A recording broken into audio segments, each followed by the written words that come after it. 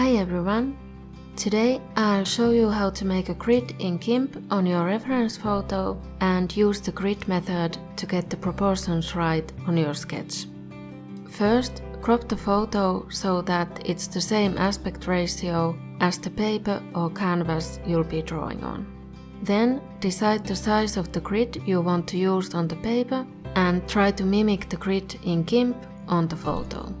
Go to Filters, Render, Grid. Now set the spacing and click OK. I used a spacing of 380 pixels for this one, but it depends on the resolution of your photo and how dense you want the grid to be. You can always go back and try different spacing settings to find the best one.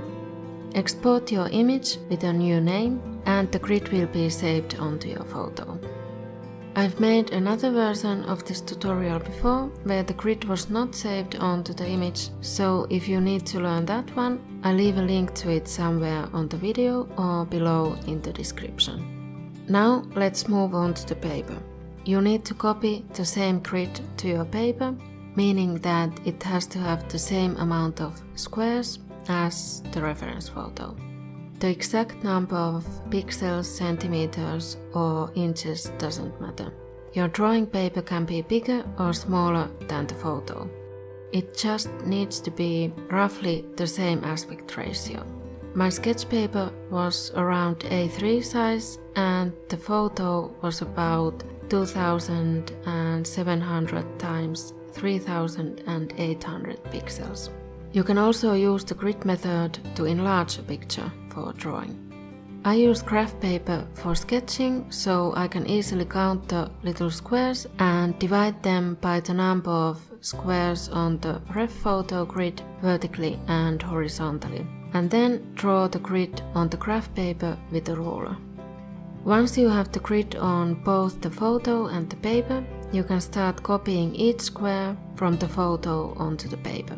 You're still drawing what you see, but you can concentrate on smaller areas at a time.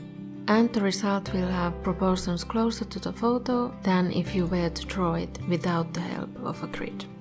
I don't always use a grid, but I find it hard to get proportions right, especially when drawing in a bigger scale. And using a grid helps with that. Since I'm sketching on graph paper and then transferring the sketch onto the actual paper or canvas, I don't need to erase the grid lines from the paper. I have a video on how to transfer sketches as well if you want to see that. Thank you so much for watching. Subscribe for more art tips and tutorials like this one. I make a new video every week. Bye!